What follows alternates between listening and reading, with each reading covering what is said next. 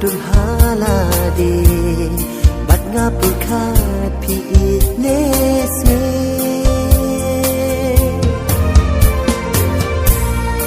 apor kaya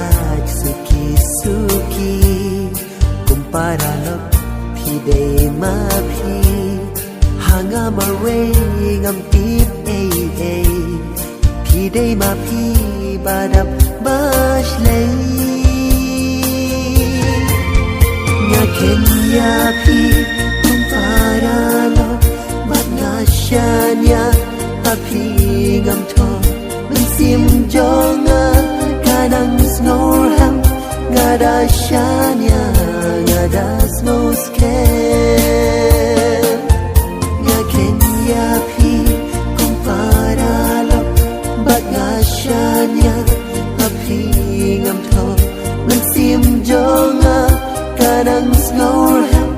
nga da shanya nga da snow